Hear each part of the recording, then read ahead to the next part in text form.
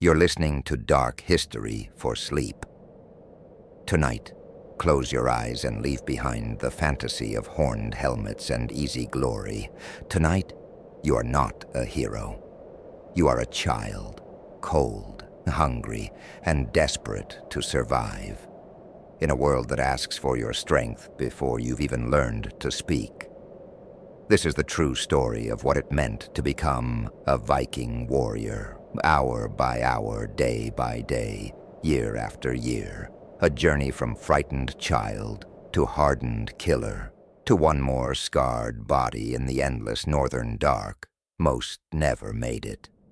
Tonight, you will find out why. The wind in the north never truly stops. It rattles the turf on the roof of your longhouse.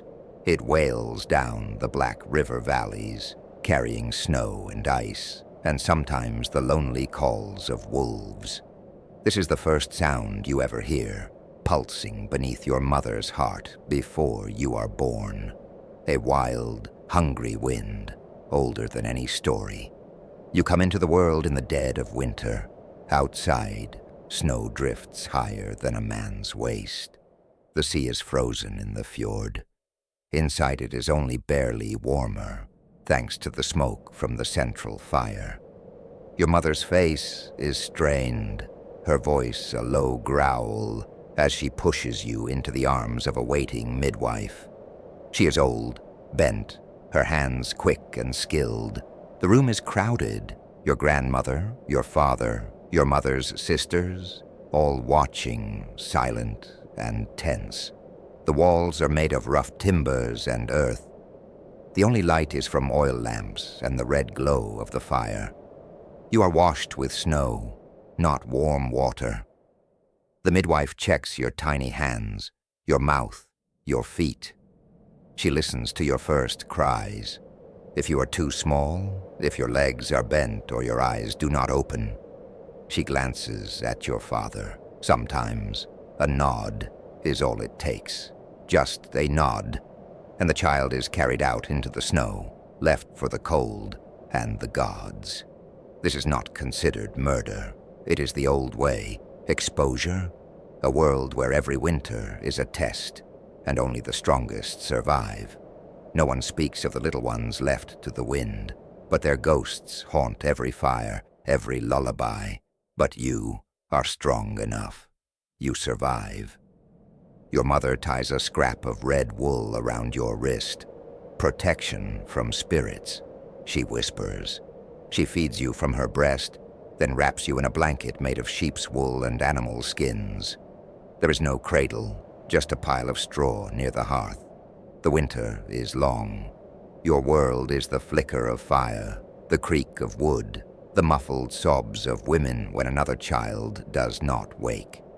You cough, you cry, you survive your first fever with bitter herbal teas and cool rags pressed to your forehead. The room is crowded, babies, children, parents, slaves, and elders, all pressed together for warmth and safety. Your father leaves at dawn and returns at dusk, tracking snow into the house. His hands are raw, his beard frosted with ice. He is not gentle with you. He is not cruel either. Simply tired and always busy. If you're lucky, you have brothers and sisters. The older ones help your mother cook, chop wood, card wool, and fetch water from the stream. The younger ones fight for a place near the fire. There are no toys, only carved bits of wood, bones from last night's stew, and stones polished smooth by the sea. Your first games are learning not to cry when pinched, not to scream when your sibling steals your food. You are not alone in this house. There are slaves, thralls, captured in raids or born into servitude. Some are silent, some sing to themselves in strange languages. All are weary and watchful. Their children sleep farther from the fire, wrapped in thin blankets. Sometimes, when food is short, the thralls eat last, or not at all. Your mother is the law inside the house. She is always busy, baking flatbread, turning milk into cheese, boiling roots for soup, keeping the peace between squabbling children. She is quick with a slap or a kind word, depending on her mood. Your grandmother is the memory keeper. She sits near the fire, weaving, her hands quick and thin as spider legs. She remembers the stories of her youth, the battles and famines and long winters before you were born. At night she tells you sagas of gods and monsters, of old kings and women who outlived everyone. You fall asleep to her stories and the crackle of the fire. You wake to the cold and the hunger in your belly, the endless cycle of cold and hunger. The first years of your life are marked by cold and hunger. There is never enough food, not for everyone. In spring and summer, the table is full of dried fish, flatbread, goat cheese, and sometimes meat. In winter, the food grows thin. Sometimes you eat only gruel, oats or barley boiled in water, flavored with sour milk, wild herbs, or a sliver of dried apple from the last harvest. You do not complain. If you do, your mother snaps at you, or your father cuffs your ear. Be grateful for what you have. Many have less.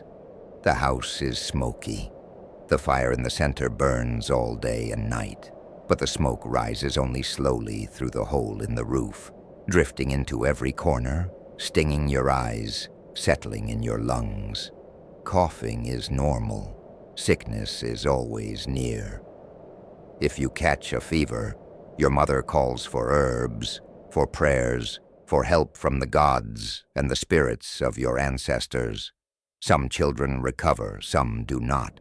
You learn to walk by the fire, balancing on stones, dodging older siblings and barking dogs. You learn to avoid the place where the thralls sleep, for they are tired and quick to anger if you step on their blankets. Outside, winter never truly ends. The snow piles high against the walls, covering the fields and animal pens. The animals, sheep, goats, chickens, are thin and hungry. You help scatter hay for them, watch as your father checks the traps for rabbits or birds. Sometimes, there's nothing in the trap but a smear of blood and fur. Foxes or wolves have taken what little there was. When the sun finally returns, weak and pale, the whole house breathes easier. The doors open, the snow begins to melt. You run outside, blinking in the light, stomping in the half-frozen mud, chasing after chickens and the neighbors' dogs. But winter always comes back. The rules of the longhouse and the web of kin. In your world, the longhouse is everything: home, fortress, community, prison. The walls are thick, made from overlapping logs and turf, stuffed with moss to keep out the cold. The roof is heavy, leaking in rainstorms, rattling in wind. Inside, every inch is claimed. The best spots by the fire belong to the old, the sick, and the youngest children. The places near the door are for the restless, the troublemakers, and the unlucky. Every morning your father or mother walks the length of the house, checking on everyone: family, thralls, even the animals who sometimes sleep inside during storms. The hierarchy is strict, but not cruel for its own sake. The old are respected for their stories and their memory. The strong are valued for their ability to work and fight. The weak are cared for if there is enough to go around. There is always someone to watch you, to tell you what to do, to punish you for mistakes. You are never alone. You are never safe. Outside your own family, the rest of the village is both ally and threat. Neighbors help during the harvests or when a child is lost in the woods. But they also watch for signs of weakness or opportunity. Old feuds simmer under the surface. Your uncle might hate the farmer across the river. Your grandmother whispers warnings about the blacksmith's wife. who knows too many herbs and never looks you in the eye. Everyone is connected by blood, marriage, debt, or story. A single argument can lead to a lifetime of trouble. You are taught to remember these alliances, to watch your words, to keep secrets, the invisible lines of survival. You learn from your first days that life here is fragile. If your mother is sick, you help your siblings gather firewood and water. If your father is injured, the whole house grows quiet and anxious. You help feed the chickens, watch over the goats, gather wild herbs for the cooking pot. You help repair the fence, carry water, mend torn clothes. There's no time for idleness. If you are lazy, you are punished, sometimes with a sharp word, sometimes with a slap, sometimes with a day without food. You learn the difference between hunger and starvation. You learn to swallow your complaints, to hide your tears, to watch and listen more than you speak. You are taught to respect the spirits in the woods, the gods in the sky, and the dead who watch from the darkness. You listen to the stories at night, stories of giants and witches, of monsters in the forest, and heroes lost at sea. Sometimes the stories make you afraid. Sometimes they make you hope that you will grow up strong enough to survive. But every morning the work begins again. Childhood games and early lessons in pain. Not all of childhood is misery. There are games, but even these are lessons in survival. You play war with sticks and stones, chasing your siblings through the mud, tumbling over logs and ditches. You throw pebbles at targets, see who can jump the farthest, wrestle until one of you cries, "Uncle." You learn to swim in the river when the ice breaks, even though the water is still so cold it aches in your bones. You climb trees, chase after crows, and dare each other to steal apples from the neighbor's orchard. Sometimes you get hurt. A broken tooth, a twisted ankle, a bleeding lip. You learn not to cry. You learn to hide your injuries, lest you be called weak. You see older children practice with real weapons, bows and arrows, small knives, wooden shields. You watch as your father sharpens his axe, as your mother butchers a chicken with swift, practiced hands. You want to be strong. You want to be brave. But you are always, always afraid. The first brush with death. Every child in your world knows death. It is as familiar as hunger, as certain as winter. One morning, a neighbor's child does not wake. The whole house grows quiet. Your mother wraps the small body in cloth. Your father digs a hole in the frozen earth. There is no priest, no great ceremony, just a handful of words, a sprinkle of earth, and the memory of someone who was and is no longer. Sometimes you lose a sibling, a cousin, a friend. Sometimes a dog or a goat simply disappears, taken by wolves or stolen by hunger. You are taught not to ask questions. You are taught to endure. You watch as your grandmother ties a black thread around her wrist, a charm against sorrow. You watch as your father stares into the fire, saying nothing. You lie awake at night, listening to the wind, trying not to think about who might be missing in the morning. The end of the first years.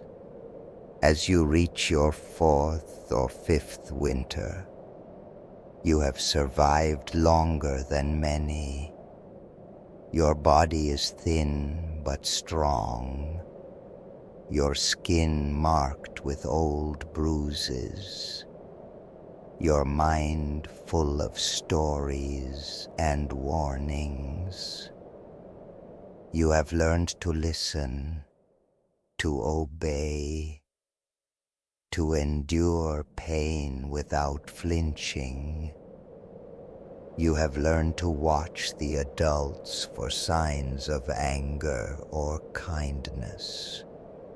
You have learned to hope for spring, even when winter seems endless. You have survived, but the hardest tests are yet to come. The days grow longer, but the work never ends. Your 5th winter passes, then your 6th. Each year, survival becomes less a miracle and more a daily grind. You are now old enough to help with almost everything.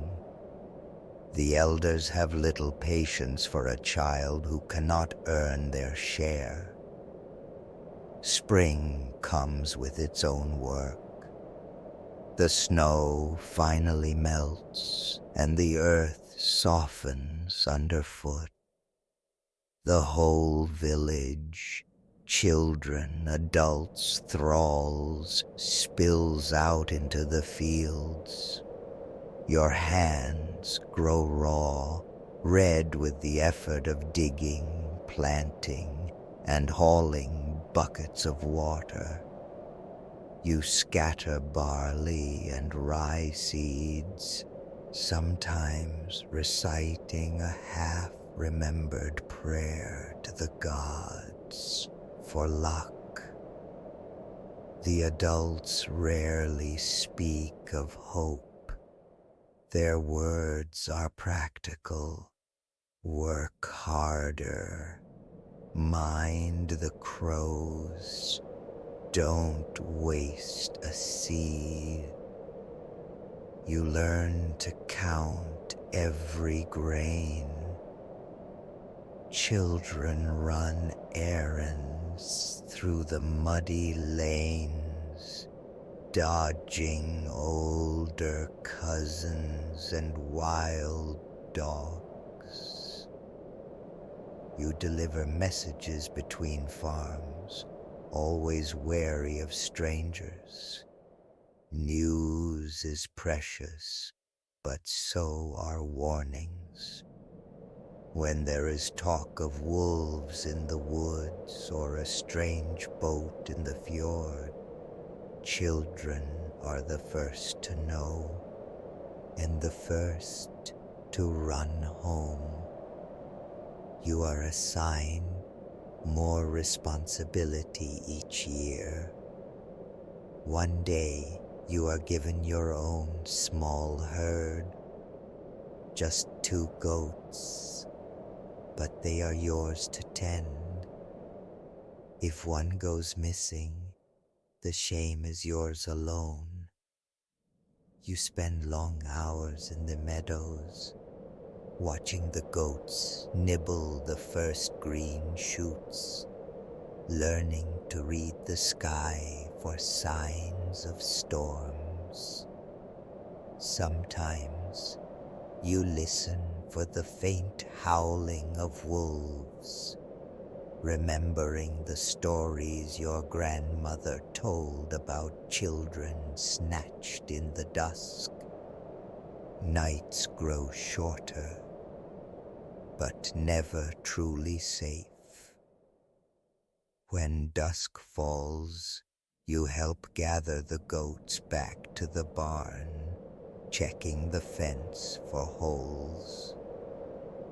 You share your evening meal with the other children, crouched near the fire, listening to your elders talk of old raids, lost lands, wars, and the years when hunger forced families to boil leather shoes for soup.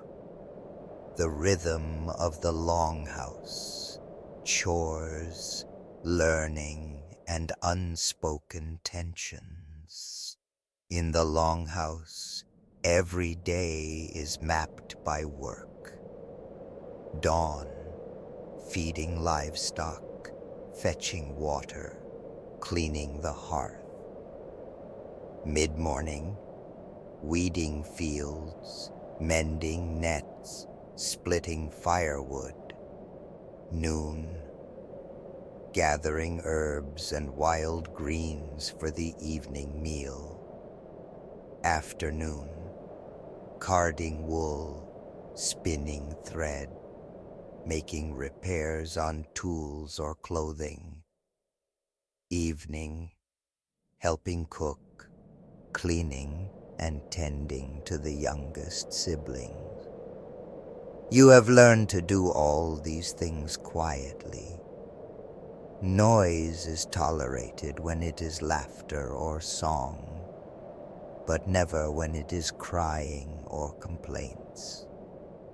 If you are idle, the adults quickly find work for you, or worse, invent punishments.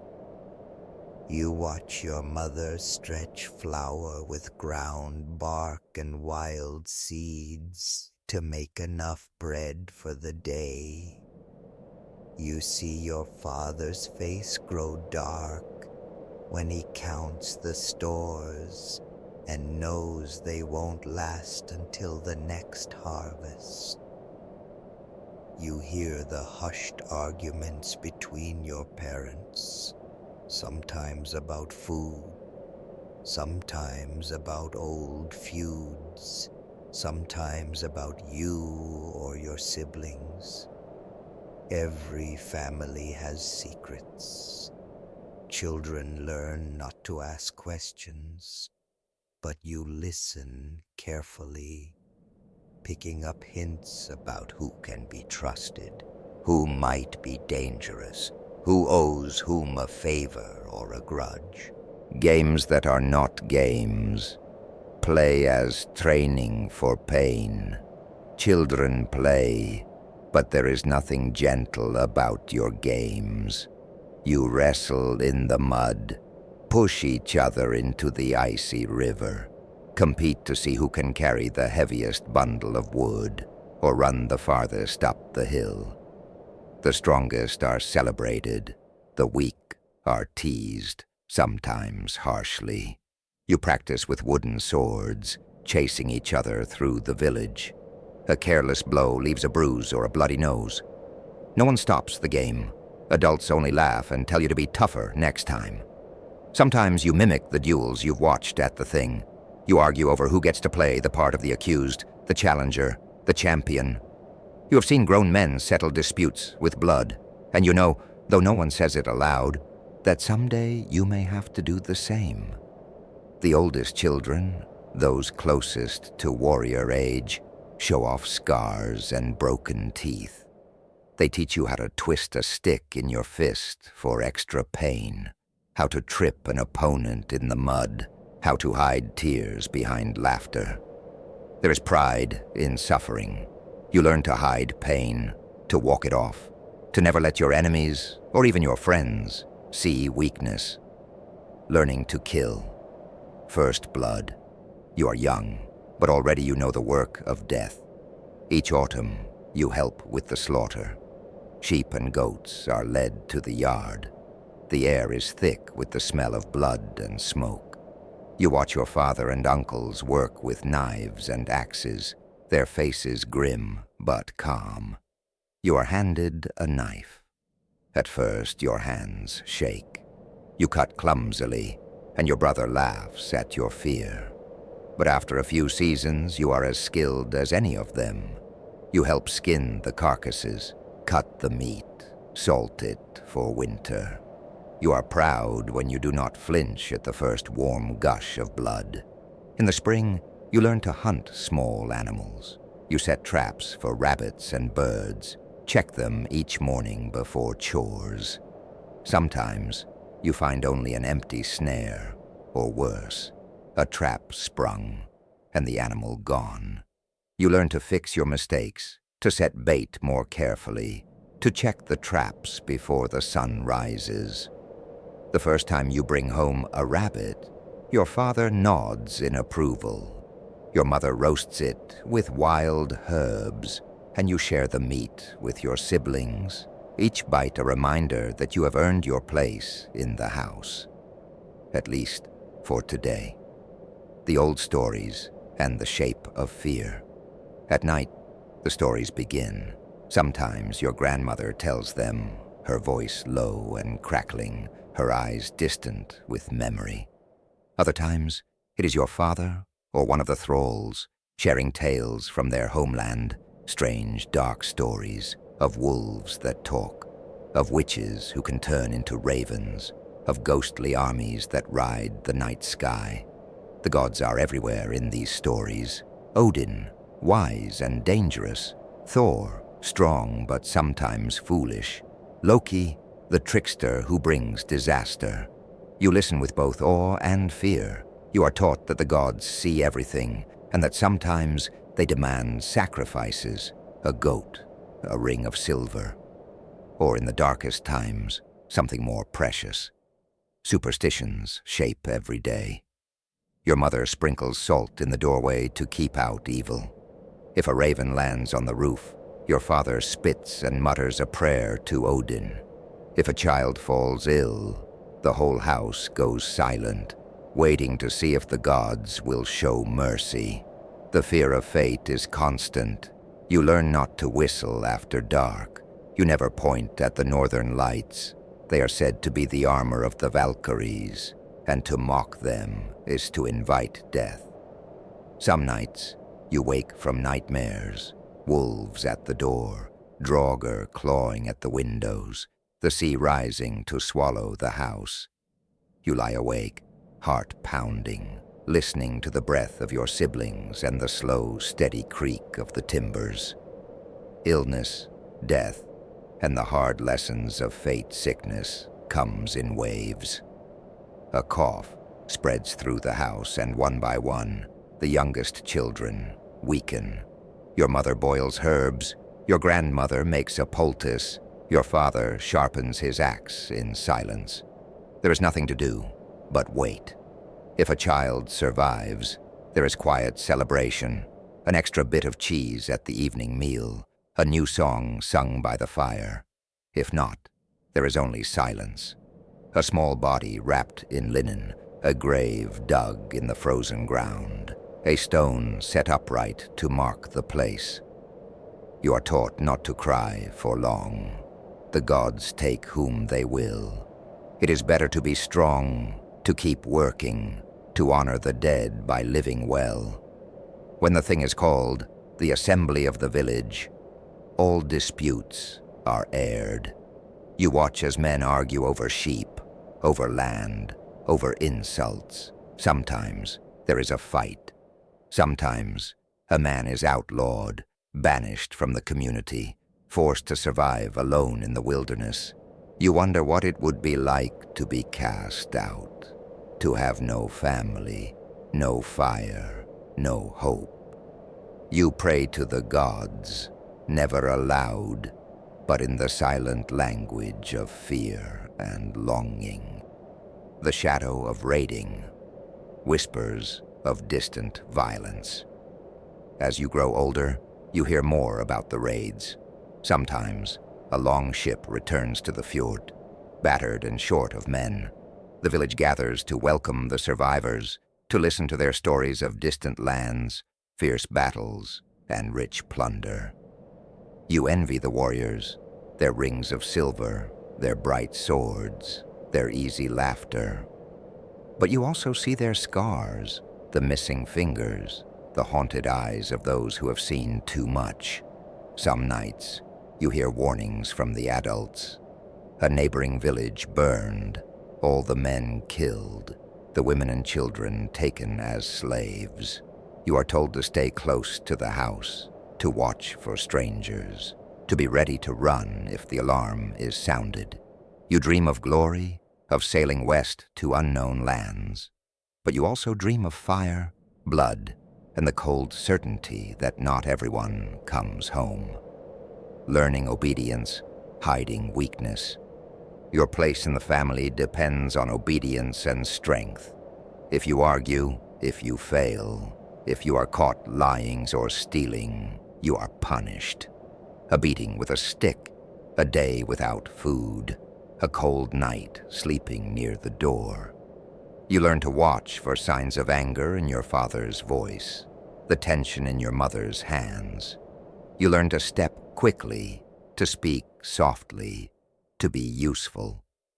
If you have younger siblings, you care for them, helping them dress, feeding them scraps, carrying them on your back when they are tired. If you are the youngest, you learn to fight for every bit of food, every inch of space. By the fire, you are never allowed to show fear. If you are afraid of the dark, of the wolves, of the gods, you keep it hidden. Fear is a luxury for the weak. You wonder sometimes if anyone else is as afraid as you. Festivals and rare joys. There are good days, too, brief moments of relief and even joy. When the harvest is good, the whole village gathers for feasts. You eat your fill of bread, meat, and cheese, drink weak ale, and listen to songs and riddles by firelight. You watch as the warriors compete in tests of strength, stone lifting, wrestling, axe throwing. The strongest are celebrated, given extra meat and the right to choose their place at the table. You dream of being one of them, of earning your own sword and shield, your own place in the stories your grandmother tells. But even on the best days, you remember the lean years. You eat until you are sick, knowing that hunger will return. A child's vision of the warrior's world. By your 9th or 10th year, you are no longer a small child, but not yet a youth. You stand at the edge of the world of men, watching, listening, learning. You are allowed to help sharpen tools, to carry weapons, to fetch ale for your father and his friends. You listen to their stories of battle, of glory, of horror. You memorize every detail, every warning. The pressure grows. The adults speak more often of training, of the need to be ready for war. You feel their eyes on you, measuring your strength, your endurance, your silence. You wonder if you are strong enough. You wonder if anyone is. You dream of the day you will hold a real sword, fight in a real battle.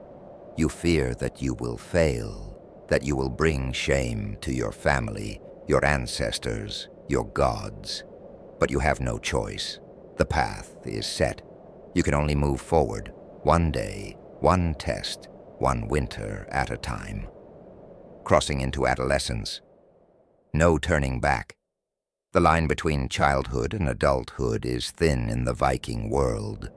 Sometimes no more than a single bad winter, a single wound, a single scream in the night. By your 11th or 12th year, you have already lived a life harder than many men in distant, softer lands. You have watched the youngest die, seen thralls whipped for mistakes, buried cousins and siblings whose names you no longer dare to speak aloud. You know hunger so deep, it makes your belly ache, and cold so sharp, it makes your bones feel brittle as glass. You have felt the lash of a parent's disappointment and the bruising power of a sibling's fist. But now a new fear settles on your shoulders, a fear different from wolves, from hunger, from the dark. Now the fear is that you will not be enough, that you will not be strong or cunning or ruthless enough to become a warrior, that you will bring shame, or worse, simply be forgotten. First weapons, the ritual of iron. When the day comes, it is not marked by feasting or celebration, but by a simple gesture from your father. A short sword, an old spear, or a battered shield pressed into your hands. The metal is cold, heavier than you imagined. The leather grip is worn smooth by the hands of others, brothers, uncles, even men now dead. This is not a toy or a prop for games. It is the tool by which you may live or die. Learn its weight, your father says. Sleep with it, wake with it, eat with it beside you. You are told to keep it close, to never let it out of your sight. If you lose it, you lose your place in the house, in the world, in the eyes of the gods. The first time you swing the sword, your arms tremble. Your father shows you the proper stance, knees bent, feet wide, shield up. He teaches you how to block, how to thrust, how to recover after a blow. At first you are clumsy, you trip, you fall, you bruise your knees and elbows. Your father's patience is thin, but he does not hit you. He simply shakes his head and says, "Try again."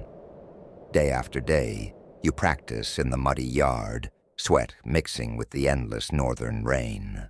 You spar with older brothers, with cousins, with friends from neighboring farms. Sometimes you win, more often you lose. You learn to take a blow and stay standing, to keep your guard up, to never look away from your opponent. You are told again and again, pain is only pain. Shame is forever. The school of pain, early combat and blood lessons, fighting with wooden swords is nothing like fighting with real weapons. The first time you taste blood, your own, you're shocked by the salt, by the heat, by the way it makes your heart pound and your eyes narrow with rage. Older boys are merciless. They knock you down, pin you to the ground, taunt you with insults about your mother, your cowardice, your smallness. Every bruise, every cut, every humiliation is a lesson. You are not allowed to sulk, to cry, to complain. If you do, you are left out of the next practice, or worse, made the target of the next bout. At home, your mother inspects your wounds.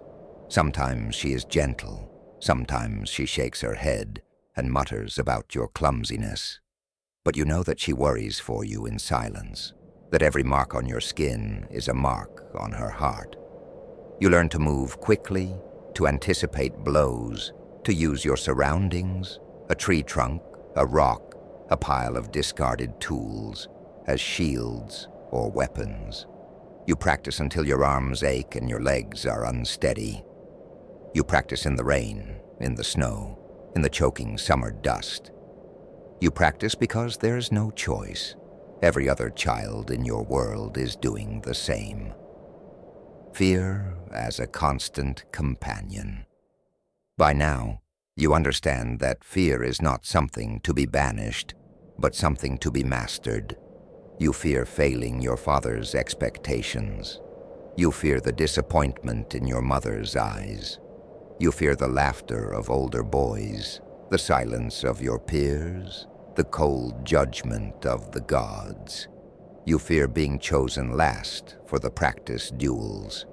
You fear being chosen first for the dangerous jobs, hunting wild boar, scouting the dark woods for lost sheep, retrieving the trap from the river during the spring melt when the water runs swift and icy. Some nights you fear sleep itself. You dream of battles, of wounds, of being the one left behind on the field, your blood soaking into the cold earth. You wake in the darkness, gripping your sword, listening for the soft breathing of your siblings and the slow, steady creak of the longhouse timbers. Fear never leaves you. You simply learn to live with it. The first kill, death, comes close. It is different for every child, but sooner or later the world demands a first kill. For some, it is the animal slaughter in the autumn.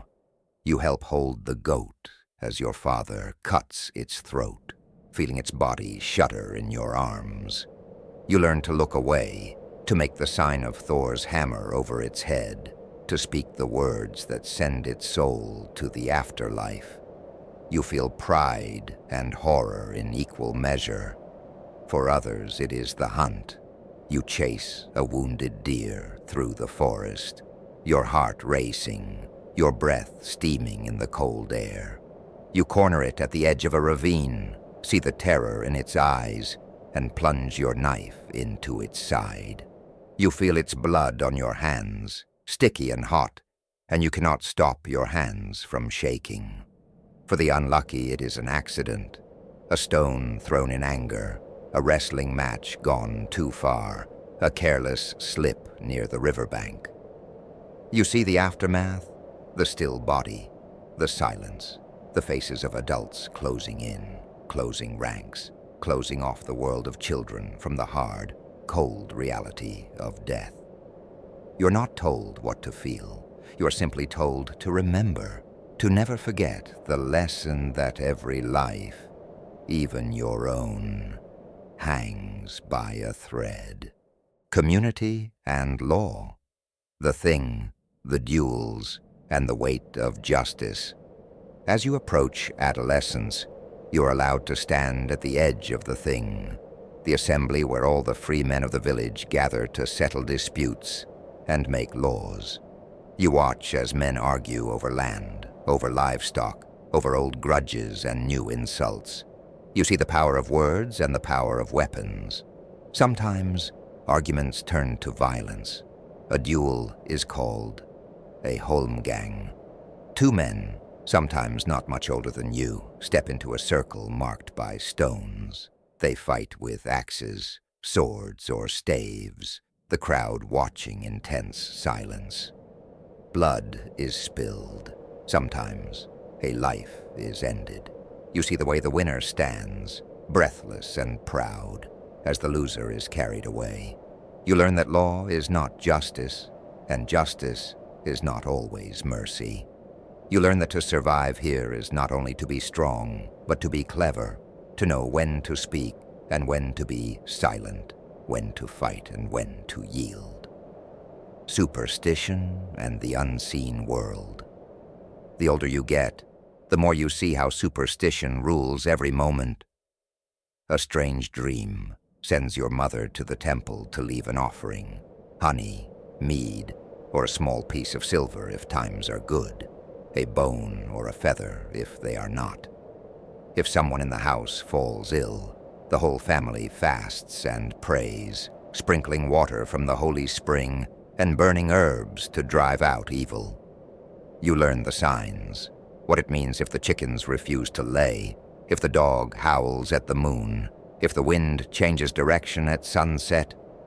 You watch the sky for omens. A blood-red sunrise means trouble is coming. A raven perched on the roof is a sign of death or great fortune, depending on who tells the story. You carry your own charms, a bit of amber, a tooth from a fox, a scrap of wool dyed with woad. You whisper prayers to Thor when the thunder shakes the longhouse, to Freya when a sibling falls ill, to Odin when your father leaves on a journey and the road is thick with mist. You never mock the old gods. You never speak ill of the dead. You feel them watching, always. The circle of friends and enemies. By your 13th year, your world is both wider and more dangerous. You have friends, some from your own family, some from neighboring farms. Together you practice with weapons, wrestle in the fields, steal apples from old men's orchards, and chase after the wild horses in the meadows. You also have rivals. There are always those who resent your place in the family, who remember old insults, who compete for the favor of elders and the pride of being called strongest or bravest. A careless word, a stolen glance, a broken tool, all can become the spark for a fight.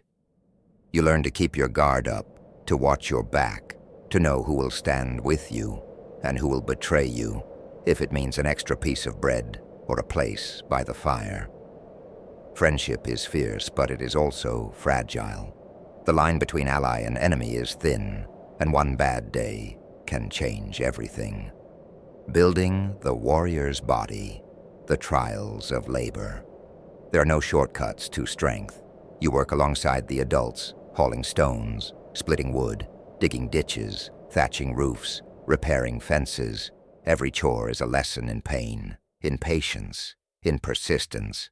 You learn to swim in icy rivers, to climb tall trees after lost livestock, to run for miles across muddy fields in pursuit of a runaway goat.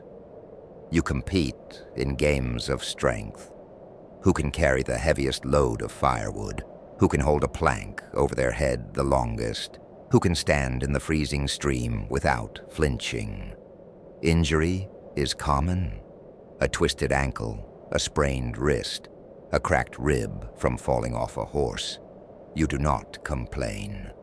To be injured is to be vulnerable, and vulnerability is the closest thing to a curse.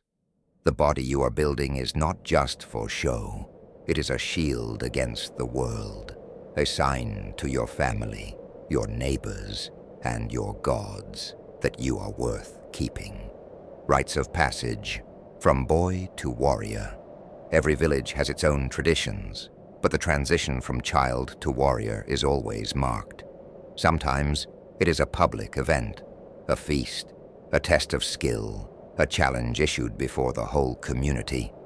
Other times, it is a private ordeal, an all-night vigil by the river, a fast that leaves you weak and dizzy, a journey alone into the forest to bring back proof of your courage. You are watched closely in these days. Elders murmur about your progress. Your father grows distant and silent.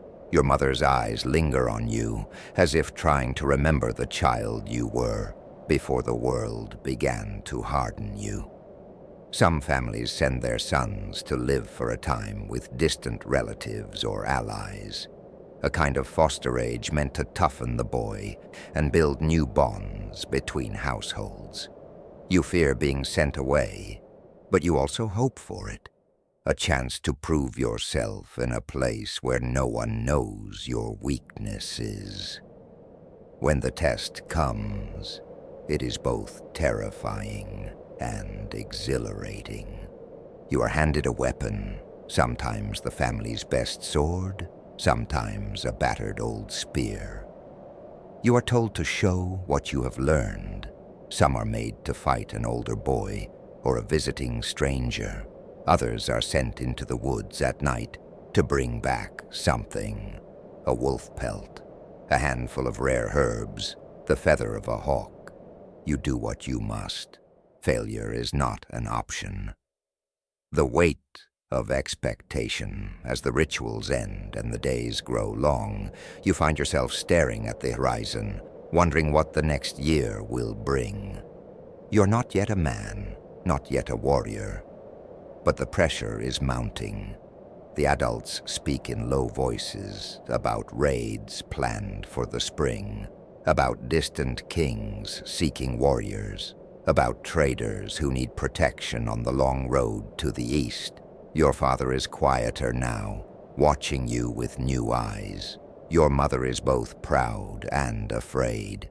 You know that the time is coming, soon, perhaps next year, perhaps even next month, when you will be called to join the men in the shield wall, to take a place in the boat, to stand with your people and fight. You hope you will be ready.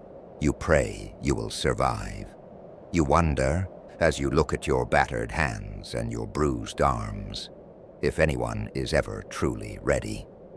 The longhouse at dusk, shadows on the walls. The days grow shorter again, and dusk comes early. The longhouse is a maze of golden firelight and deep, restless shadow. You are older now, not quite a man, but not truly a child. Your face is leaner, your arms stronger, your voice beginning to roughen like the grown men you admire and fear. The stories change as you change. No longer are you lulled to sleep with gentle tales of foxes or foolish trolls.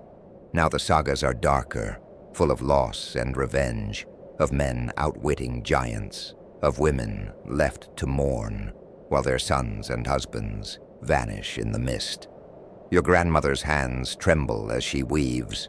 Her voice wavers as she recalls the old times, when winters were even harder, and the greatest warriors often died before they saw 30 summers. She fixes you with her gaze, sharp, glassy, and ancient, and tells you, our blood survives because we never stop fighting, even in the dark, especially then. You look around at your siblings, at cousins already marked by injury and hard labor, and you wonder, will I survive? Will I matter? The weight of legacy. Every family has a story, a hero, a shame, a war that haunts every mealtime. Your father carries scars from old feuds. He keeps his favorite sword above the fire, wrapped in leather, its edge honed on stones from the riverbank. Sometimes, when the adults think you're asleep, you hear your mother worry aloud. Will he be the one to break our line, or will he carry it forward? Legacy is not just pride. It is survival.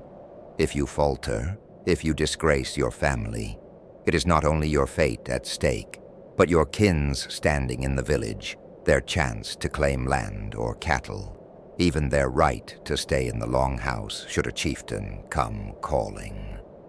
At the thing, elders compare their children, quietly, relentlessly. Who is fastest, strongest, cleverest, bravest? Who will be remembered when the next raid comes, or the next famine strips the land of everything that can be eaten or burned?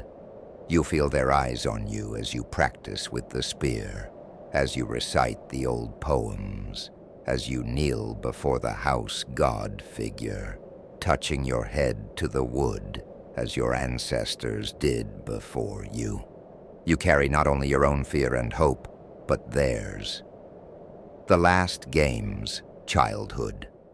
Slipping away, the games of youth, racing, wrestling, stick fighting, grow more serious.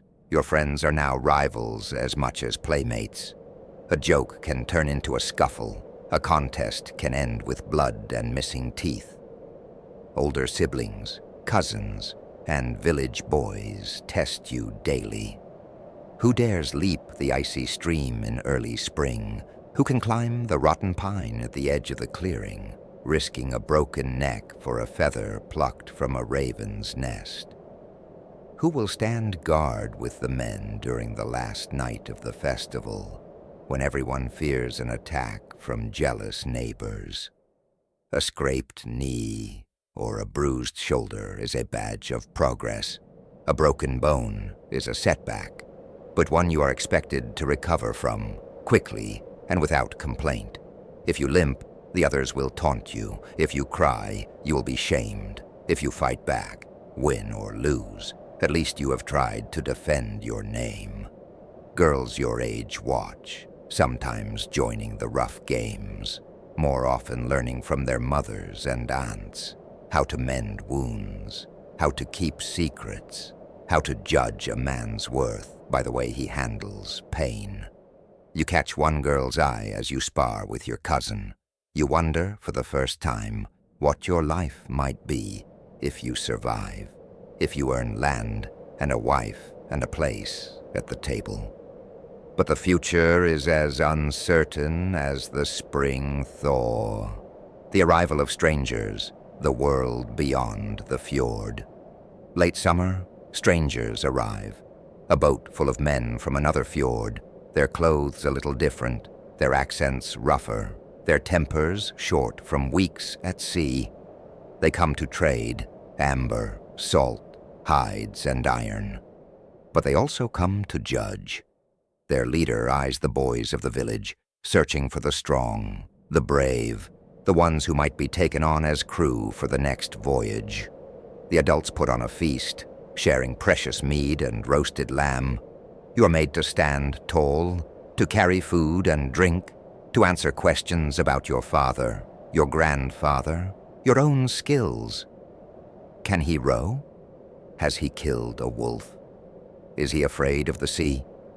You lie if you must. You exaggerate your courage, swallowing your doubts and showing your bruises as proof. At night, you and your friends whisper about where the strangers might be headed. The Irish coast, the Baltic markets, perhaps even distant Miklagard, city of gold and endless night. You want to go. You fear being left behind. You do not know which is worse. Psychological scars, the secret wounds. By now, the visible scars are only half the story. You have learned to sleep lightly, waking at every creak or murmur, hand close to your knife or club. You check the door 3 times before you lie down. You listen for the low moan of the wind, the whimper of a baby, the cough that might mean another fever is spreading. You remember every fight you lost, every slap you took without complaint, every shameful failure you could not hide. You also remember every moment you stood your ground, every laugh shared with friends after a close call, every song sung by the fire when it seemed for a moment that the world was not so hard. Sometimes you wonder if the gods care at all for the fates of children. Sometimes you hope they do not notice you, slipping through the cracks of their attention. Other times you beg them, silently, fervently, for a chance to prove yourself. You do not speak of these things to anyone, not even your mother. You carry them like stones in your pocket, weighing you down as the day of your first real test approaches. The final test, childhood's end word, comes that the men will be setting out soon. A raid on a rival village, a journey to trade furs, a hunt for a rogue bear that has taken 2 sheep and left only blood in the snow. Your father tells you to sharpen your blade. Your mother prepares your pack, dried meat, a new pair of woolen socks, a scrap of bone carved with runes for luck. You are not told what to expect. No one is. Each boy's test is different. For some, it is a night alone in the woods, armed only with a knife and a prayer. For others, it is a place on the boat, rowing for days with blistered hands, learning to sleep on wet planks and eat food swarming with flies. You have heard stories of boys who never return, lost to the sea, to wild animals, to the knives of men who do not care about your name or your blood. You try not to show your fear. You rehearse your bravery in the mirror of the river, practicing your scowl, your silent nod, your willingness to die if you must. The night before you leave, your family gathers around the fire. Your grandmother traces a rune on your brow, muttering old words of protection and warning. Your father clasps your shoulder, eyes bright with pride and worry. Your mother kisses you on the head, as she did when you were a baby, and slips a lucky coin into your hand. You lie awake long after the fire dies down, listening to the quiet breathing of your siblings, the distant bark of a dog, the wind scratching at the eaves like the fingers of forgotten ghosts. A world on the brink, the wider Viking era. You have grown up in a world teetering between tradition and change. Rumors drift in with the traders, stories of kings in distant lands, of priests preaching new gods, of towns burning on the English shore, of silver flooding in from the south. Some elders mutter that the world is ending, that the old ways will not last, that soon the sea will swallow all things, and the gods will turn away. Others see opportunity, new lands to raid, new alliances to forge, new legends to carve into the bones of the earth. You do not understand all of this, not yet. You only know that tomorrow you must prove yourself. If you fail, you may not die. Not immediately. but you will be marked as weak, as unworthy, as a shadow that lingers at the edge of the fire but never steps into the light. If you succeed, you will have only begun the hardest path of all. The threshold, standing at the edge dawn, comes pale and cold, the sky the color of old bones. You stand at the door of the longhouse, sword at your hip, the coin from your mother pressed to your palm, the rune on your brow tingling like an ember. Your father waits, already impatient. The men gather at the shore, loading the boat with weapons, food, and quiet, burning fear. You turn for one last look at the home you have always known, the sagging roof, the muddy yard, the thin curl of smoke rising into the uncertain sky. You do not weep. You do not look for your mother's face in the shadows. You step forward. Behind you, the longhouse is quiet as a grave. Ahead of you, the world is cold and vast, the sea a field of ice and iron. You are no longer a child. You are not yet a man. You are only what the world will make of you, if it does not break you first. The end of childhood, a new world of pain. It does not happen all at once. One day, you are a child, chopping wood, feeding goats, dodging chores and pranks. The next, the world changes. There is no gentle threshold, no time to prepare, no sense of safety. You are simply expected to become something else, useful, strong, a potential shield in the wall. The men wake you before dawn. There are no soft words. Your father's hand on your shoulder is heavy, almost impersonal. And when you look for your mother's approval, her face is closed, her eyes turned away. You are told you must be ready. The air is cold, and your body aches from sleep, but you do not complain. You do not ask why. In the first days, you do not know what you fear most, being noticed or being forgotten. Both feel dangerous in different ways. The elders have watched you wrestle, have seen the bruises on your arms and the new hardness in your face. They have decided you are ready, or at least they have decided you have no other choice. You are not alone. Your cousins, neighbors, even some foster children from other families join you, all of you nervous, trying to look braver than you feel. The first lessons, weapons and willpower. Training is brutal, not because the men are cruel, but because the world is. Your first weapon is a practice sword, nothing more than a heavy stick carved from ash or oak. It is heavier than it looks, and the first time you try to swing it, your arms feel as if they will snap. You are paired off, sometimes with a friend, sometimes with an enemy. You circle each other in the mud, slipping, jabbing, blocking, learning how to keep your feet under you. When you fall, the others laugh. When you cry, you are ignored. The lesson is simple. Pain is part of life. If you do not learn to live with it, you will not live at all. Older boys, not yet men but already changed by their own trials, lead the drills. They show you how to hold a shield, how to absorb a blow with your forearm, how to aim for the soft places, thighs, neck, belly, where armor will not save you. You bruise easily at first, and for days, your muscles ache in places you did not know existed. Your knuckles split open, your shins grow tender, your shoulders throb with dull, persistent pain. You hide the worst of it from your family. In the evenings, your mother sometimes leaves a bit of honey or lard for you to rub into your wounds. She says nothing, but you know this is her silent way of caring. You are told stories of the gods again. Odin traded his eye for wisdom. Thor bled for the world. You too must learn to give something up if you wish to survive, fosterage, and the broader world. Not all training happens at home.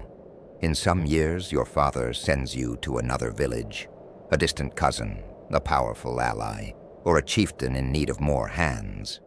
You are not told how long you will stay. At first, you hate it. You do not know their ways, their rules, their old insults and inside jokes. But you learn. To survive, you must adapt. You watch, you listen, you become a shadow at the edge of every gathering until you begin to understand who is truly in charge, who is secretly afraid, who might be your friend. Fosterage is a tool for forging loyalty between families, but it is also a test of character. You must earn your place all over again. You are pushed into new games, harder fights, colder silences. You learn which customs matter, which foods are sacred, which names must never be spoken in anger. At night, you dream of home, of your mother's cooking, of the stories told by your own fire. But every day, you become a little more like them, and a little less like the child you were before. Training the mind, the law, and the lore. A Viking is not just muscle and bone. He must know the rules of his world. You are brought to the thing, the assembly of men and elders, where disputes are settled and laws recited from memory. You listen as cases are argued, land stolen, insults avenged, blood debts claimed. You learn the price of a broken promise, the consequence of a wounded pride. You hear the fines for theft and cowardice, the stories of men who lost everything and found their fate in exile. The lessons are both legal and spiritual. If you shame your family, you risk more than anger. You risk being cast out, left to wander the cold, friendless wild. If you stand strong and speak true, you might earn a reputation that will outlive you. At home, your grandmother tells you the old poems, the Eddas and sagas, the riddles and prophecies that shape your world. You memorize verses about the Norns, who weave fate, about Loki's tricks, about the doom of gods and men at Ragnarok. These are not just stories. They are blueprints for survival, warnings against foolishness, lessons in patience and endurance, forging brotherhood and rivalry. Every day, the circle of boys grows tighter and more dangerous. You're bound together by shared pain and hunger, but you are also rivals. The strongest, the fastest, the most cunning. These rise quickly, favored by elders, watched by the girls, envied or hated by the rest. Games are now serious. A wrestling match in the mud can end with a broken tooth, a split lip, a friendship forever changed. You begin to notice the lines that divide you, by family, by old insults, by jealousies you barely understand. One night, a fight spills over into real violence and a boy leaves the fire with a knife wound. There are no apologies, only the lesson. Every bond can be broken, and every enemy was once a friend. But there is loyalty, too. On cold nights, you share food and stories. You band together to defend a weaker boy from a cruel elder, or to hunt a fox that raids the chicken coop. The world is brutal, but you are learning that the only way through is together, until inevitably you must stand alone. The first real danger. Not all threats are from your own kind. The world beyond your farm is full of peril. In early summer, the elders send you and 2 other boys to find a lost sheep deep in the woods. The forest is thick, the shadows long, and you hear the distant howl of wolves. You are told, if you come back without the sheep, don't come back at all. So you go, heart hammering, gripping your stick and knife, eyes wide in the half-dark. You move silently, listening for every crack of twig, every flutter of bird, every rustle in the leaves. You find the sheep, alive, but cornered by a wolf.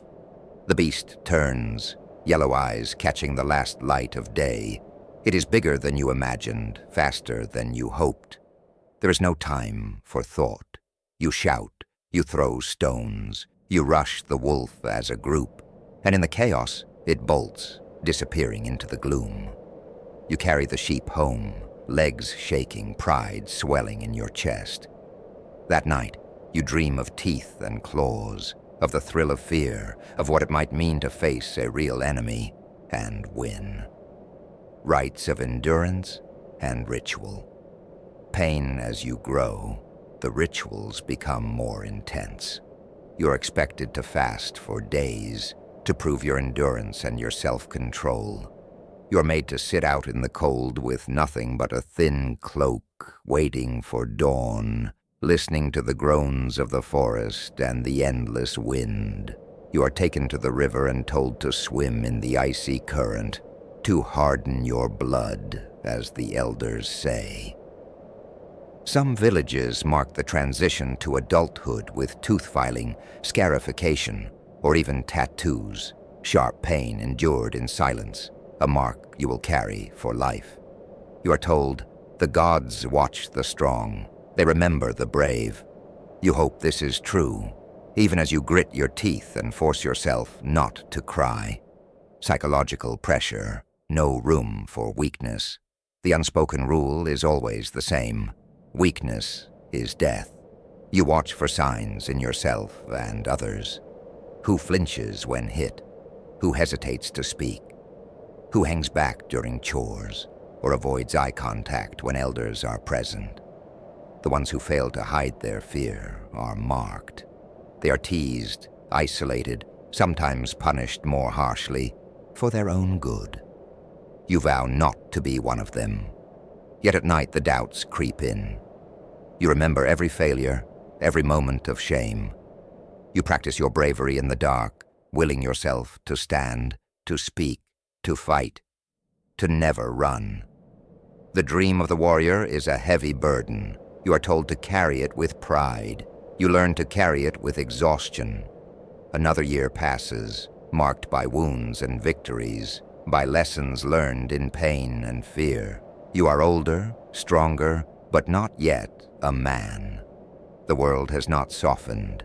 If anything, it has grown sharper, more demanding. You look ahead to the next trial, the next battle, the next winter, knowing that the tests will never end until you do. But for now, you survive, you endure. You wait for the day when you will be called to fight, not just with boys, but with men. When you must earn your place in the shield wall, or be cast aside. You hope you will be ready. You fear you never will be. The night before, silence and fear. The village is quieter than usual. Rumors have reached you through the whispers of adults and the hush in the longhouse after dark. The chieftain's son is gathering a group for a raid on a rival farm, or a bear has killed too many goats, and now the men will hunt it with every strong arm they can muster. You are not told you will go, but everyone expects it. All day, you watch the men prepare, sharpening axes, checking ropes and nets, tying up their best boots. You are ordered to help. You fetch water, hold the tools, run errands for the elders. You feel eyes on you, sizing you up, judging whether you are ready, wondering if you will slow them down or bring shame with fear. Your mother says nothing, her back rigid as she packs your bag, smoked fish, hard cheese, a tiny talisman of bone. Your father's words are blunt. Be brave. Listen. Do not run unless everyone runs. That night, you lie awake, staring at the smoky darkness above your bed. Your mind races with everything you have learned, every moment of training, every bruise, every scar. You imagine yourself in the shield wall, weapon ready, your body pressed against friends and rivals alike. But doubt crawls in. You wonder, will you run? Will you freeze? You tell yourself again, do not be the first to break. Do not be the one they remember for failing. Sleep comes in short bursts, broken by the sound of footsteps, muffled voices, and the sharp bite of the wind beneath the longhouse door. Dawn. The world grows small. Before the sky is fully light, you are shaken awake. There is no ceremony, no farewell. You eat quickly, hardly tasting the hard bread and fish. The world has shrunk to your own skin, the sword in your belt, the chill in your bones. The men gather at the edge of the village. The air is tense, sharp with the metallic scent of fear and sweat. A few last words, prayers, curses, half-jokes about not dying too quickly. You take your place in the group. No one tells you where to stand, but you know. Keep close to your father or another elder, never at the edge. You check your weapon, your shield, your boots. The march is slow and silent. Every sound feels amplified. The crunch of snow, the hiss of breath, the creak of leather straps. You are no longer a child. At least, you hope you are not. The test, a clash of violence and terror. Whether it is a raid or a hunt, the shape of terror is the same. The air is heavy, thick with anticipation. Your body shakes with adrenaline, your mind sharpening in ways it never has before. If it is a raid, you move quietly through the woods, ducking branches, listening for the call of a lookout or the bark of a dog. At the signal, the men rush forward, weapons drawn, shouting to startle and terrify. The chaos is overwhelming. The clash of steel on wood and bone, the screams of the enemy, the cries of your own, the acrid stink of smoke if torches are thrown, the thud of bodies hitting frozen earth. You swing your weapon, maybe blindly, maybe with desperate precision. You feel the impact as it strikes something, someone, warm and yielding, then sticky and wet. Your vision tunnels. Everything slows down. The flash of an axe, the spray of blood, the sobbing gasp of a dying man or animal. If it is a hunt, the animal is no less terrifying. The bear roars, charging from the brush. The dogs howl and scatter. The men close in, and you are pressed to the front, not by choice, but by the crush of bodies behind you. The bear's eyes are wild, its teeth yellow and long. You thrust your spear, feel it sink into flesh, feel the jolt as the animal turns on you, claws flashing. Pain is sudden and hot. Perhaps a glancing blow, perhaps only the fear that it could be more. Someone shouts your name. You do not know if it is encouragement or a warning. When it ends, you are on your knees, gasping, hands trembling. You look down at your weapon, at the blood, yours or another's, and for a moment you cannot breathe. Aftermath, shock, and judgment. The world comes back slowly. The noise fades to a dull hum. The cold gnaws at your bones again. The men check for wounds, counting heads, gathering the dead and wounded. There is no glory in the aftermath, only relief, exhaustion, and the somber business of survival. You are inspected by your father, by the elders, by your peers. Did you run? Did you fight? Did you hesitate? Or did you stand your ground? Sometimes there are wounds that will never heal. Missing fingers, deep scars, eyes that never see again. Sometimes there are dead to carry home.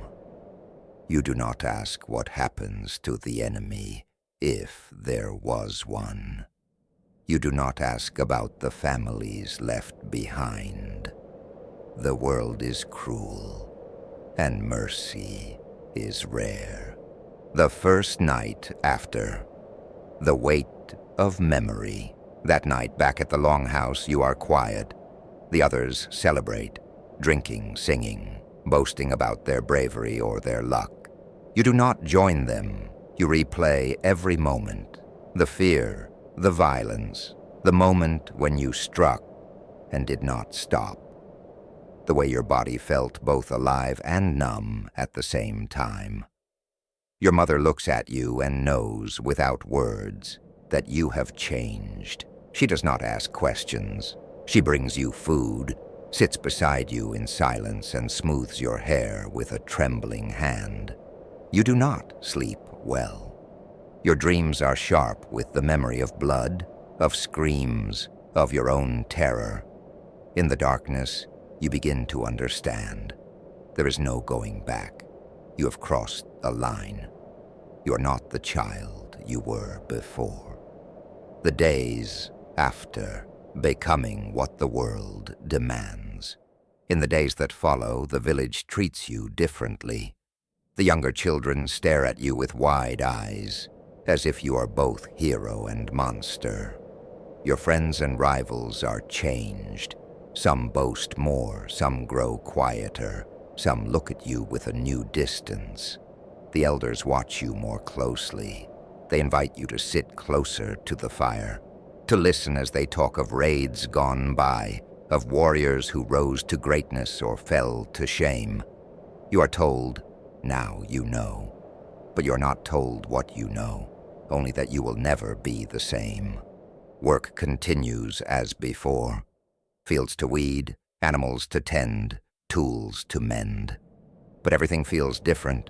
You've joined the world of men, even if you do not yet understand what that truly means. Trauma, guilt, and the mask of strength some nights. The memories come back in flashes. The sound of steel on bone, the sight of blood pooling in the snow, the look in an animal's eye or a man's. Just before the end, you try to forget, to bury it beneath new chores and new lessons. But the weight lingers, a silent stone in your chest.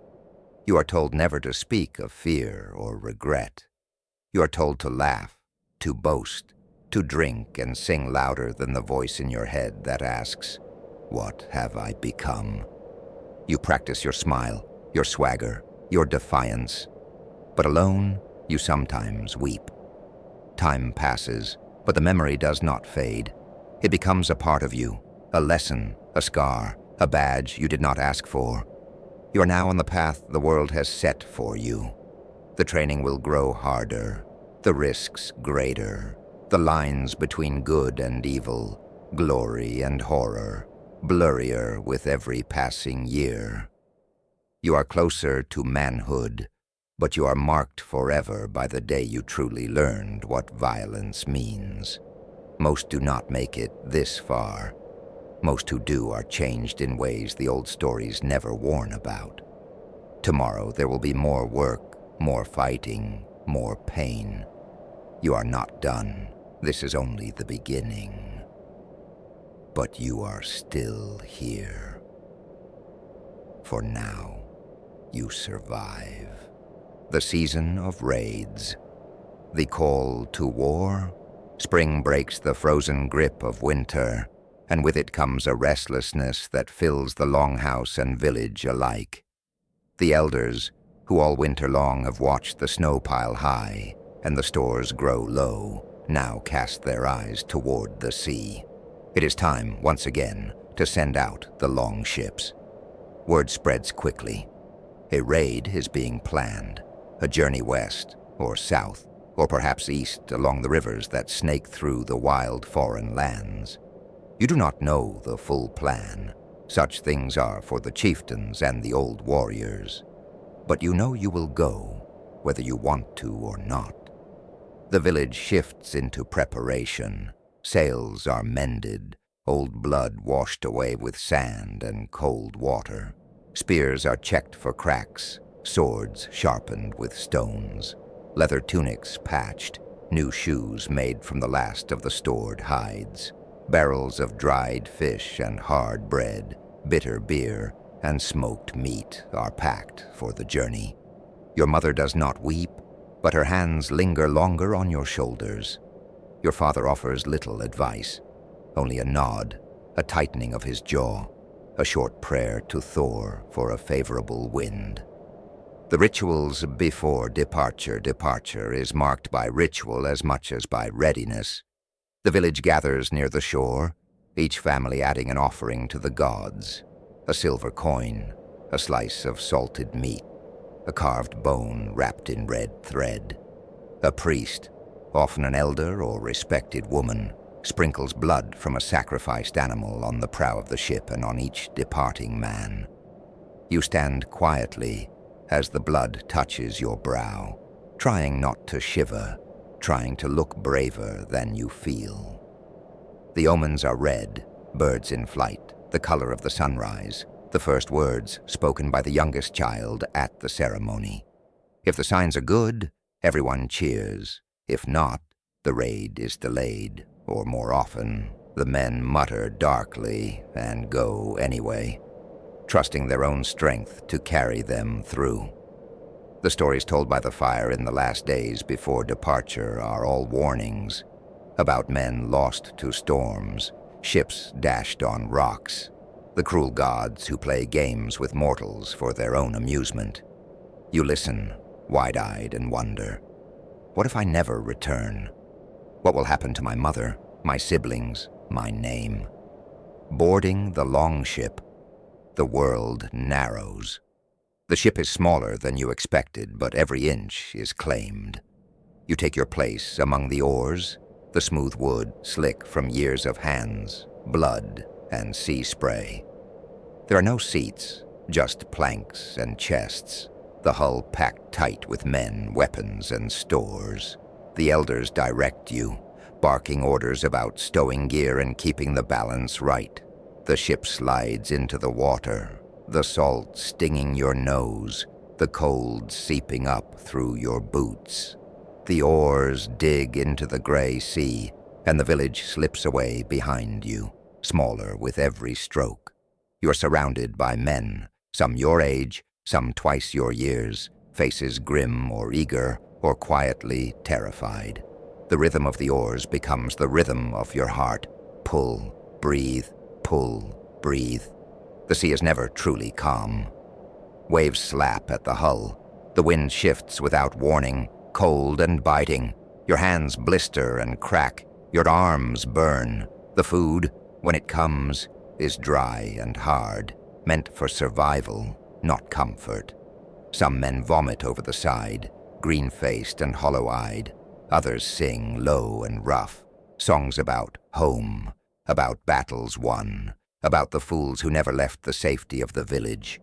You stare into the distance, unable to imagine what waits on the other shore. The voyage, endless days, restless nights. Days on the sea are measured by suffering. Salt crusts your skin, burns your wounds, and leaves your lips cracked and bleeding. The cold is a constant, seeping through every layer of wool and leather. At night, you curl beside the others, pressed so close you can feel their bones, their breath, their fear. Storms come without warning. The sky darkens, the wind shrieks, and the ship bucks and groans. You pray, silently, desperately, to the gods, to the spirits of the sea, to anyone who might listen. Sometimes, a man is lost, swept overboard, never seen again. His name is shouted, then falls silent. The sea does not give back what it takes. You learn to eat quickly, to sleep lightly, to watch the horizon for signs of land or danger. Time stretches, endless rowing, endless aching, endless doubt. You dream of home, of warm bread, of the safety of the long house. You wake to cold and pain and the endless rolling gray of the sea. Landfall, the first taste of foreign soil. When land finally appears, it is both relief and terror. The ship is dragged onto a pebbled shore, and the men leap out, stumbling, stiff-legged and sore. You are handed your weapon, axe, spear, or sword, your shield strapped tight to your arm. The elders whisper instructions: move quickly, stay close, take what you can, and leave nothing behind. You look around at the strange trees, the new shapes of houses, the unfamiliar faces of the enemy, men, women, and children who stare in horror as your group approaches. Your heart beats so loudly, you fear it will betray you. The first raid, chaos, terror, and the end of innocence. The violence is sudden, overwhelming. There is no order, just the rush of bodies, the roar of voices, the crack of wood and bone. You swing your weapon, blindly at first, then with growing desperation. The screams are everywhere, yours, theirs, the sound of a world ending for someone. Fire is set to the houses, smoke chokes the air. Men fall, some with swords in their chests, others with nothing but terror in their eyes. You are caught in the crush, shoulder to shoulder with men you know and men you do not, striking at shapes that lunge out of the smoke. You do not remember every blow, every wound, every cry. It all blurs into a fever dream of fear and fury. When it ends, you are shaking, hands sticky with blood, eyes stinging from smoke and tears you refuse to let fall. The elders count the loot, silver, livestock, a handful of frightened captives. You sit apart, unable to eat, unable to speak, your mind replaying every moment in a loop. The others boast, laugh, slap each other on the back. You feel hollow, cold, older than you did that morning. You are a warrior now, or so they say. The shore grows distant, haunted by what you've done. The fire burns low as the last cries fade and the sun bleeds into the horizon. Smoke drifts over the ruined village, the stones and fields marked by your passing. You and the other men gather what you can. Silver cups, a handful of jewelry, barrels of salted fish, whatever livestock hasn't scattered into the woods. You avoid looking at the faces of the dead, at the frozen expressions of terror, the small bodies in the dirt, the enemy's blood on your hands. You are told, hurry. The survivors may bring reinforcements. No one says, are you all right? No one asks if you are changed. You march back to the ship, shoulders heavy. Some men are wounded, limping, silent, except for the occasional curse. A few drag prisoners, children, women, a man old enough to be your father, his eyes wild and unbroken. You load the spoils into the long ship. The priest splashes salt water on the prow, muttering a rough blessing to keep the spirits of the dead from following you home. Someone vomits over the side. You taste blood and bile, and the thick metallic flavor of fear still coating your tongue. The long return, broken, changed, and watchful. The voyage home is not triumphant. It is long, cold, and quiet. The men do not sing. You row in silence. The only sounds the splash of oars and the soft sobbing of a prisoner tied at your feet. At night you huddle together under threadbare cloaks, sleep broken by nightmares. You see fire and death behind your eyelids. You wake with a gasp, heart pounding, the terror as real as the day it happened. You are haunted not only by what you saw, but by what you did. The men around you pretend to laugh it off, to boast about the loot, the fight, the blows they landed, but you see their eyes dart away, their hands tremble when they think no one is watching. You are not the only one who is changed. Return to the village, an uneasy celebration. When your ship glides into the home fjord, the village gathers to greet you. Children wave, women raise their hands in thanks, old men wait to count the silver. There is a feast that night, roasted meat, bread, mead by the fire. You are pushed forward, told to tell your story, to show your wounds, to boast. You do not know what to say. You offer the words expected, we fought bravely. The gods were with us. We took what we deserved. But the words ring hollow. The elders look for signs of weakness. Your father claps your back. Your mother serves you extra food. her eyes never meeting yours. You sit close to the fire, silent, listening to the songs and laughter that no longer sound the same. Scars, visible and invisible. In the days that follow, you recover from your wounds. Some cuts heal, leaving jagged lines on your arms and legs. A map of survival, proof that you faced danger and lived. Other wounds do not heal so easily. You find yourself avoiding the old games, the laughter of younger children. You dream of fire, of screaming, of the look in a dying man's eyes.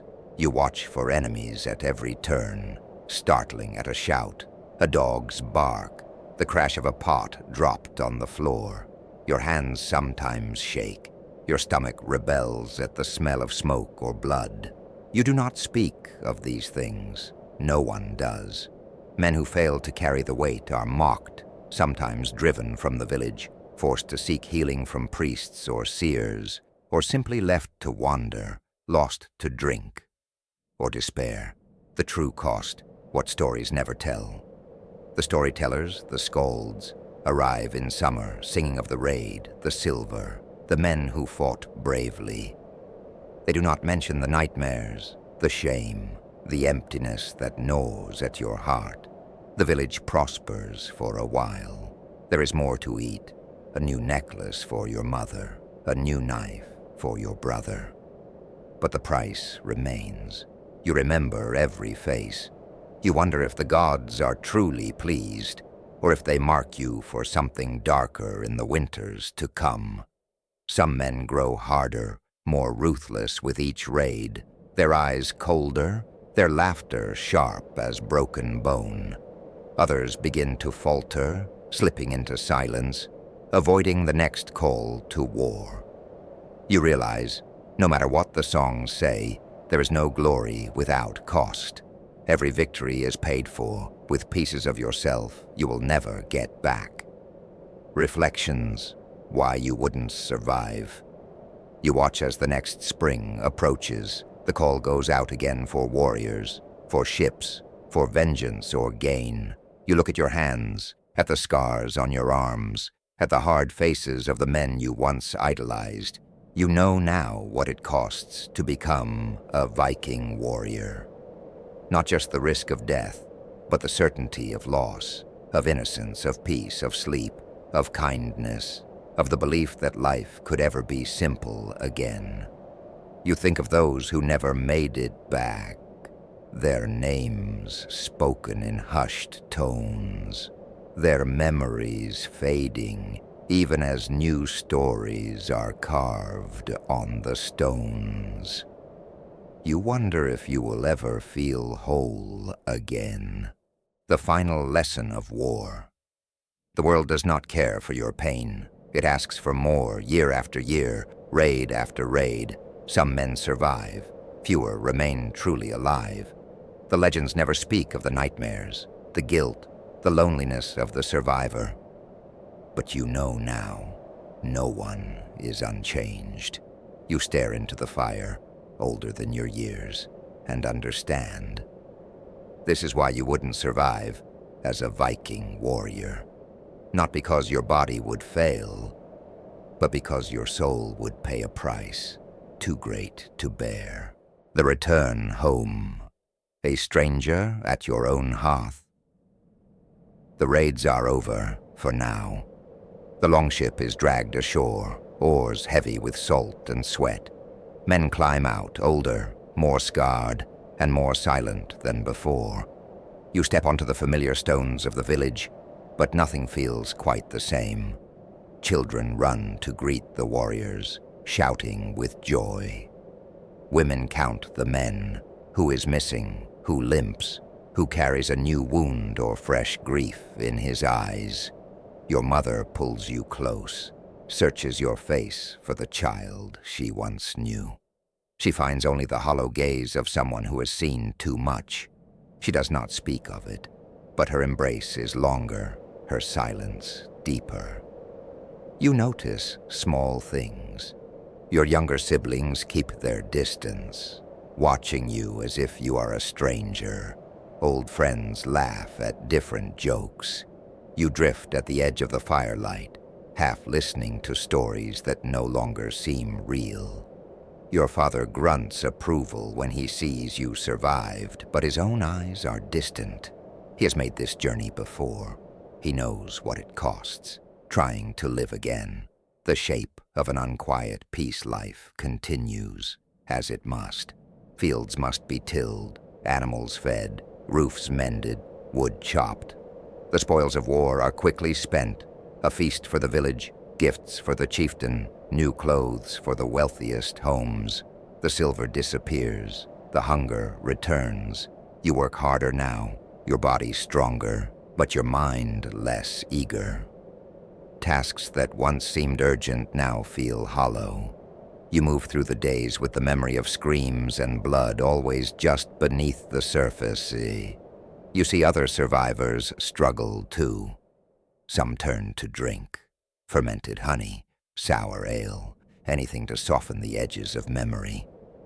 Some pick fights over nothing, looking for a pain they can understand. Some drift away, taking a ship downriver or vanishing into the woods, unable to sit still in the house that once meant safety. You try to laugh, to join in the old games, but you feel the wall between you and the world grow thicker with every passing week. Aging young, the warrior's burden. You are still young by most measures, but you feel older, bent beneath the years stolen by violence. The children of the village ask for stories, eager for tales of glory and gold. You want to tell them the truth, but you see the hope in their eyes and cannot break it, so you lie. You tell them about the ships, the silver, the victory. You leave out the terror, the madness, the moments when you doubted you would ever see home again. Your body is marked now, scars on your arms and legs, calluses on your hands, a limp in your step on cold mornings. The healers do what they can, poultices for wounds, herbs for nightmares, advice to be strong as the gods intended. The elders praise your courage, but they do not see the dreams that wake you in the night, or the guilt that gnaws your heart. Your mother tries to comfort you, small kindnesses, food saved for you, quiet songs at dusk. But she cannot give back what you have lost. The chasm between myth and reality. In the evenings, the old skalds return, spinning sagas of the great warriors, men who fought armies, sailed to the edge of the world, lived forever in the tales of the North.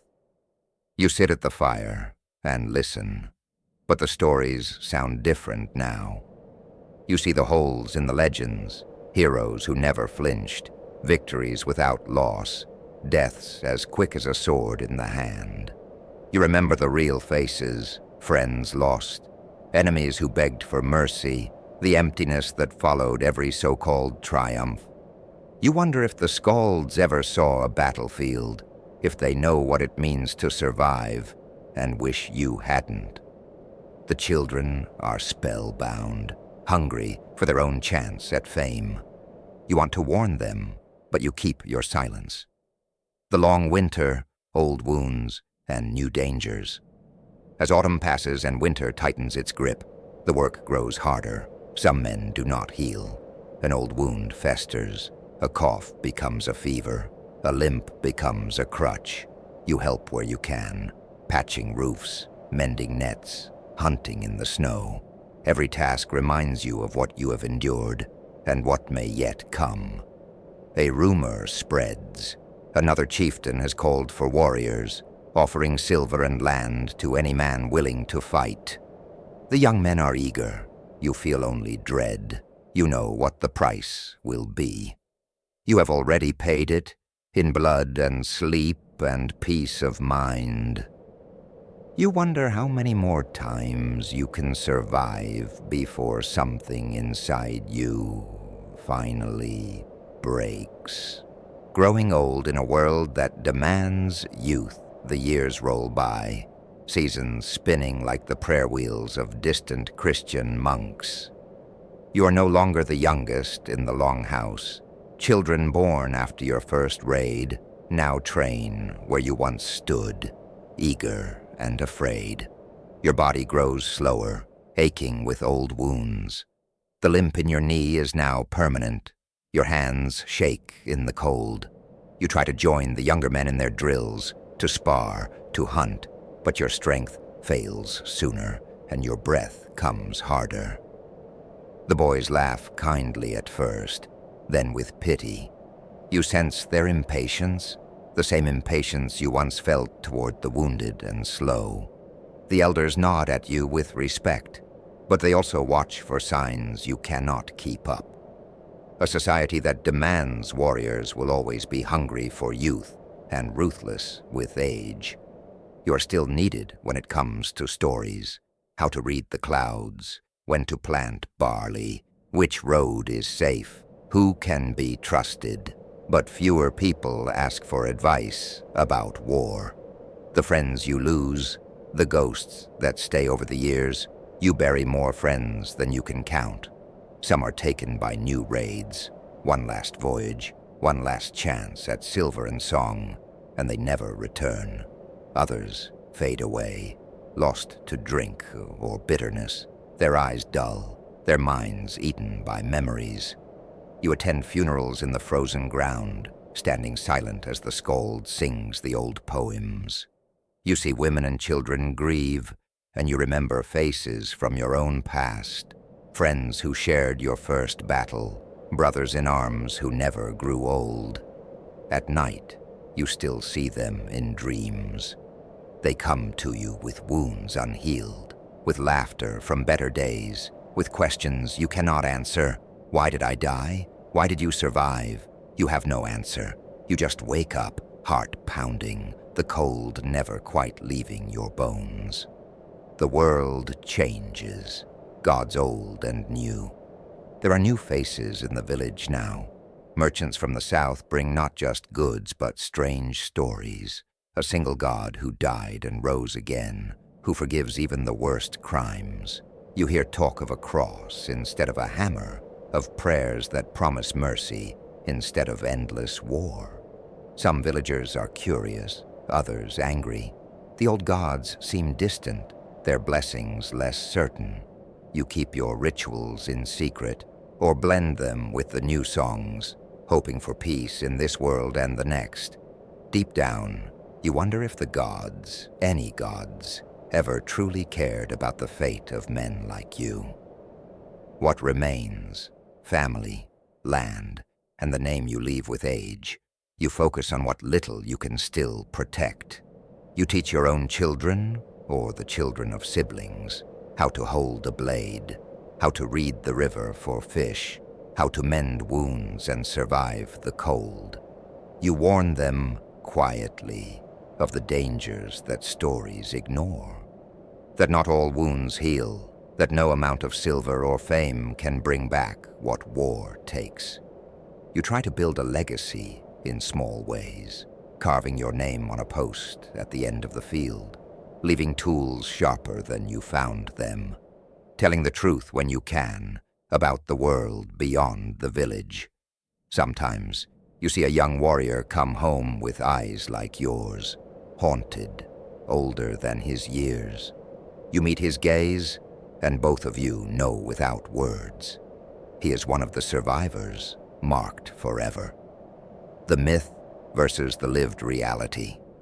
The old skalds keep telling their stories, now about you, perhaps, or men you once fought beside. They speak of bravery, cunning, victory. They never speak of sleepless nights, of fear so sharp it splits the mind, of the way every triumph is bought with pain. You listen quietly, too tired to argue, knowing that stories are for the young. But at the edge of the fire, in the darkness, the truth waits. You are not a hero. You are a survivor. And that, in the end, is the hardest thing of all. Final reflection. Why you wouldn't survive, As your days draw to a close, you look back over a life spent at war, with enemies, with the land, with your own soul. You wonder if it was worth it, the silver spent, the friends lost, the years haunted by dreams. You realize now why so many never made it, why legends outshine the truth. It is not that the world was too harsh for most. It is that the cost of survival is more than most can bear. If you were born in this time, in this place, you would likely not survive. Not because of weakness of body, but because few can truly survive the price demanded by this world. The loss of kindness, the loss of rest, the burden of memory, the weight of outliving everyone you ever loved. That is why you couldn't be a Viking warrior. Not because you couldn't die, but because to truly live, you would have to leave too much of yourself behind.